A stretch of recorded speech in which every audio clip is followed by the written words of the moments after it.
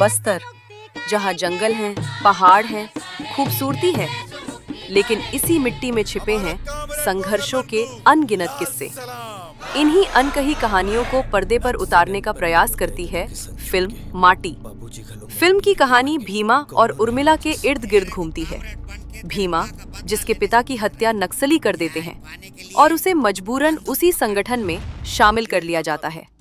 वहीं उर्मिला, जिसकी मां साहूकार के कर्ज के बोझ तले दबकर अपनी बेटी को नक्सलियों के हवाले कर देती है। दोनों एक ही संगठन में आते हैं और धीरे धीरे करीब भी।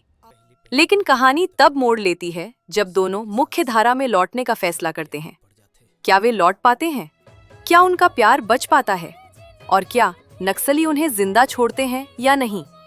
ये सब फिल्म में देखने को मिलता है। निर्देशक अविनाश प्रसाद की पहली फुल लेंथ फिल्म है, लेकिन निर्देशन बेहद पकड़ा हुआ नजर आता है। स्क्रीन प्ले मजबूत है और शुरुआत से लेकर अंत तक दर्शकों को जोड़े रखता है। फिल्म का बैकग्राउंड स्कोर कहानी को गति देता है और भावनात्मक दृश्यों को और प्रभावी बनाता है। गीत संगीत फिल्म की गति को बनाए रखता है। लोकेशन पूरी तरह प्राकृतिक हैं, जिससे बस्तर का वास्तविक सौंदर्य उभर कर सामने आता है। अभिनय की बात करें तो महेंद्र और भूमिका ने अपने किरदारों को जीवंत कर दिया है।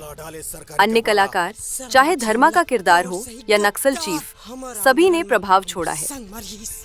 फिल्म माटी इसलिए खास है क्योंकि इसे बनाने वाले खुद बस्तर से जुड़े हुए हैं। इसलिए फिल्म केवल कहानी नहीं कहती, बल्कि बस्तर की पीड़ा, आदिवासी जीवन शैली, नक्सल समस्या और प्रेम की नाजुकता को सच्चे रूप में पेश करती है। अगर आप बस्तर का असली चेहरा देखना चाहते हैं तो ये फिल्म जरूर देखें। फिल्म में कुछ कमियां भी हैं। कहानी का बड़ा हिस्सा एक ही नेता धर्मा यानी महेंद्र कर्मा के इर्द गिर्द घूमता है। गानों की संख्या थोड़ी कम हो सकती थी। साथ ही पुलिस की मनमानी को अपेक्षाकृत सीमित रूप में दिखाया गया है। इन कमियों के बावजूद माटी अपनी कहानी, संवेदनशीलता और प्रस्तुति के कारण एक मजबूत फिल्म साबित होती है। हमारी रेटिंग 4.5 स्टार। अगर आप रियलिस्टिक सिनेमा के शौकीन हैं तो इसे मिस नहीं करें।